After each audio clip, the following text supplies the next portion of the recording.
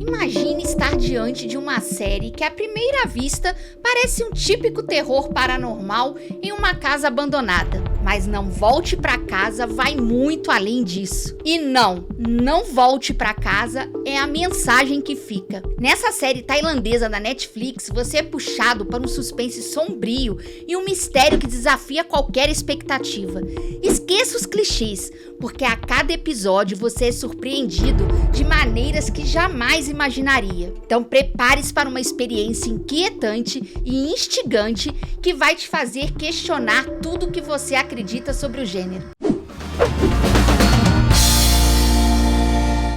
Fala, meus amigos fãs de histórias que explodem a sua mente. Não Volte Pra Casa da Netflix vai deixar você extasiado com apenas 6 episódios de tirar o fôlego. Imagine estar preso em uma mansão sombria, onde o passado se entrelaça com o presente e o medo é seu único companheiro. Essa é a essência de Não Volte Pra Casa, uma minissérie tailandesa que mistura horror e drama de uma forma única, e os mistérios e as reviravoltas dessa história vai te prender até o último episódio. E repare que eu disse horror e não terror. Quando eu vi a sinopse e o trailer dessa série, esperava ver uma história sobrenatural, de casas mal assombradas, ainda mais sabendo que os terrores tailandeses são famosos por assombrar. Mas eu não poderia estar mais enganada e de uma forma boa. Fui surpreendida pela profundidade dessa história. Minhas previsões estavam completamente erradas sobre ela. E confesso que isso foi um alívio, porque hoje em dia é raro uma série ou filme realmente conseguir nos pegar desprevenidos, convenhamos, né? Então vamos de história. Logo de início somos apresentados a Varri, que dirige à noite com um hematoma visível sob o olho. Ela está com sua filha de 5 anos, Amin, mas não é uma viagem comum. Em uma parada no posto de gasolina, Varri transforma uma simples brincadeira de esconde-esconde em uma medida de proteção, escondendo Min de algo ou alguém que a persegue. Varri ignora chamadas constantes em seu celular, deixando claro que estão fugindo de algo ou alguém muito perigoso. O destino delas é a antiga mansão da família, a Casa Jurucanã, localizada em uma vila remota. A casa está abandonada e exala um ar de mistério e ameaça, reforçado por aviso do vizinho que o gerador da propriedade está inativo há 30 anos. Mas mesmo com as luzes acesas, o lugar é sombrio e sufocante. Varri avisa a Min para manter as cortinas fechadas, mas coisas estranhas começam a acontecer ali.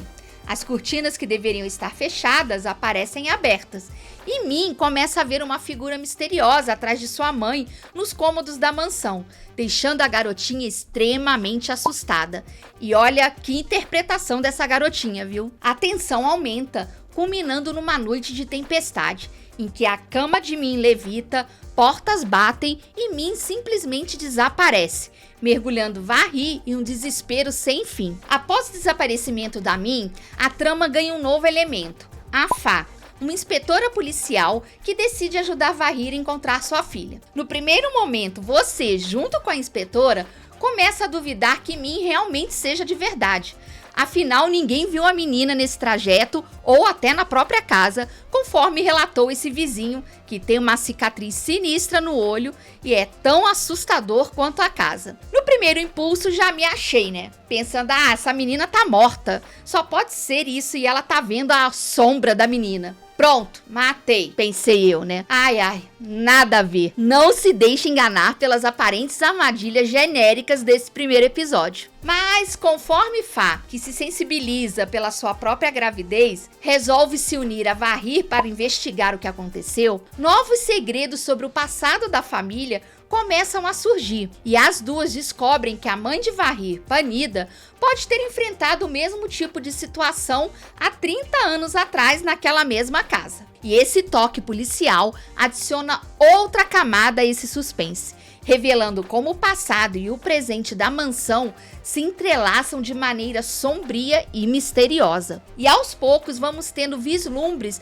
de alguns flashbacks que vão ajudando a montar o quebra-cabeça. Tudo o que está acontecendo no presente será decifrado pouco a pouco. Não Volte Pra Casa oferece uma experiência de horror psicológico repleta de mistérios e segredos de família que se desenrolam lentamente na escuridão de uma casa que parece viva, guardando rancores e histórias do passado. É um drama centrado em abusos domésticos e como os efeitos desse trauma se perpetuam ao longo do tempo. A série traz a temática também da viagem no tempo, mas de forma extremamente extasiante. Esse ano já tivemos Cado Lake, Corte no Tempo, The Devil's Hour e agora o Não Volte Pra Casa. Todas essas produções trazendo a questão da viagem no tempo, mas com abordagens bem diferentes. Aqui, no episódio 4, é que as pontas soltas serão amarradas de forma incrível, através da história de Panida, em 1991 e em 1992. E é aí que entenderemos como e por que a viagem no tempo aconteceu e o que tudo que estamos vendo tem a ver com isso. Esse é o ponto em que a série deixa claro que estamos lidando com um ciclo de tempo e que as ações do passado têm consequências no presente.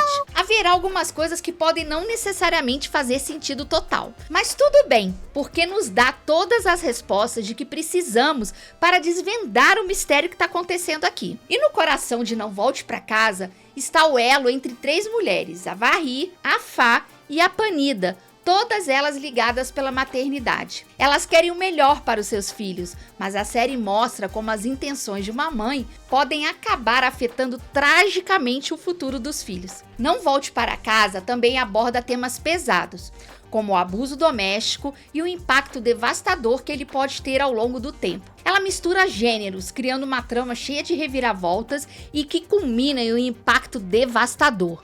Quando o verdadeiro significado do título se revelar, será tarde demais e as lágrimas serão inevitáveis. É muito tocante a emoção da inspetora ao ir descobrindo tudo e amarrando as pontas soltas.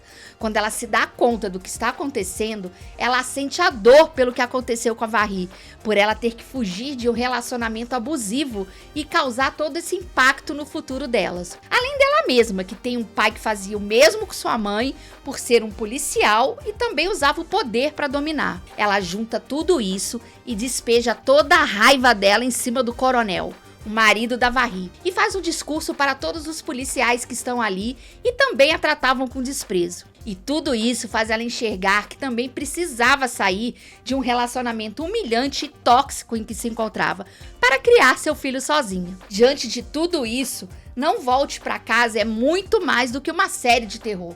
Com uma história que mistura elementos de horror psicológico e drama familiar, ela explora temas profundos e as consequências das escolhas das gerações passadas. É uma minissérie curta, mas impactante, que nos faz refletir sobre como o passado molda o presente e nos deixa com uma mensagem clara: o que já aconteceu não pode ser mudado. E para falar sobre o desfecho da série, terei que trazer uns spoilers aqui. Então, se ainda não assistiu e não quer saber o final, para por aqui. No desfecho da série, revela-se que Min e Varree são, na verdade, a mesma pessoa em diferentes linhas temporais. E isso fica comprovado quando o resultado dos testes de DNA chega. E as 3 amostras são da mesma pessoa. O corpo com o rosto queimado de 1992, o de Varree de 2024 e da escova de dente de Min. Aliás, o final de Não Volte Pra Casa explora as implicações psicológicas de memórias reprimidas e traumas não resolvidos. Quando Varree retorna à casa da família, o que ela percebe como assombrações nada mais são do que as manifestações do seu próprio passado traumático e dos conflitos não resolvidos de Panida. A figura com o rosto preto que assombra Min nada mais é que Varree com o rosto queimado. Quando Panida, na tentativa de trazer sua filha morta de volta no tempo, cria esse portal que acaba fazendo com que Varree e Min voltem no tempo, criando essas imagens distorcidas do passado e presente se misturando. É como se trouxesse à tona os traumas reprimidos por Varree. E isso a gente pode observar quando Varree tem aqueles momentos de angústia quando a filha sumiu, como se fosse uma falta de ar. E a mesma coisa acontece em Min, lá no guarda-roupa, quando Varree atira em direção ao coronel antes de fugir. Ela fica com aquele se retorcendo, aquela angústia. E a gente vê isso se reproduzir na própria Varree. Panida, que vivia em luto após a perda de seu marido e sua filha, aceita Min como sua nova filha e decide criá-la como se fosse sua própria filha. Após a morte de Varri em 92, Panida cria Min, renomeando-a como Varri. Com o tempo, Panida percebe que Min era sua filha adulta quando a encontrou em sua casa em 92. E antes de morrer, Panida tenta alertar Varri sobre o ciclo temporal, dizendo-lhe para não voltar para casa, pois isso levaria aos eventos trágicos que ocorreram. E a série termina com Varri retornando à mansão com sua filha Min, sugerindo que o ciclo de eventos está destinado a se repetir. E sim, Min é filha do coronel, apesar dele dizer que não, simplesmente para manter o controle por motivos manipuladores em alguns momentos para provocar a Fá, pois nas cenas finais, a primeira vez que ele agride Varri, ela está grávida de Min. Mas se você não tentar desmontar a lógica de Varri dando à luz a si mesma, esta pode ser uma das melhores séries de viagem no tempo deste ano,